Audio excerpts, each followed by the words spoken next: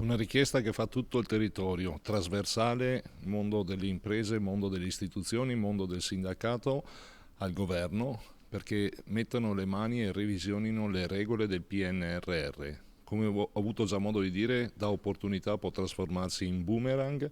Una miccia da disinnescare subito, quella del rialzo dei costi delle materie prime, soprattutto guardando all'attuazione del PNRR sui territori, partita miliardaria per il solo Veneto. È così che dal Sant'Artemio è partito un appello condiviso al governo, mittenti le province del Veneto, i comuni con ANCI, categorie economiche e sindacati. Il documento firmato in mattinata propone di rivedere il piano di resilienza, in particolare la copertura della quota di rialzo dei costi, ma anche di introdurre una vera calmierazione dei prezzi di fronte alle speculazioni, la riduzione dell'IVA e procedure più rapide per le varianti. Chiaro che il settore che concentra le maggiori tensioni sia quello delle costruzioni. Attualmente ci sono cantieri di rischio stop, devono partire quelli del PNRR, alcuni sono già partiti perché rientravano in appalti già dati. Ma quelli che devono partire devono necessariamente essere rivisitati i preziari, ma non con aumenti simbolici, con aumenti veritieri. I primi esempi che arrivano dal nord-est sono eclatanti. Un cantiere importante su Vicenza, 35 milioni di euro, rischia di non essere appaltato. Cantieri sulla TAV, 65 milioni di euro con prezzi vecchi, è andato deserto.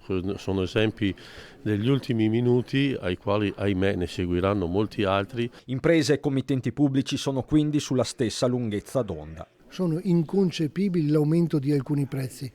Il bitume oggi, che è collegato al petrolio, non può aumentare del doppio, da 300 euro a tonnellata a 600. È illogico. Amministrazioni, imprese e dunque lavoratori. Il mondo dell'occupazione rischia di essere quello sul quale ricadono tutte le tensioni che questa situazione sta creando. Sicuramente c'è un dato di fatto che la situazione non può sfuggirci di mano. Alla luce della guerra in Ucraina, che comunque sta influenzando fortemente specialmente l'economia del Veneto, e comunque oggi ci dice che dobbiamo mettere in piedi altri strumenti. Né più né meno di una manovra d'urgenza perché il PNRR non si fermi sulla carta. Credo che una revisione di questo straordinario strumento che è il fondo Next Generation EU sia doverosa da parte del governo e possa permettere a tutti gli enti locali e alle associazioni di categoria presenti qui questa mattina di spendere al meglio queste straordinarie risorse che sono state date al nostro Paese.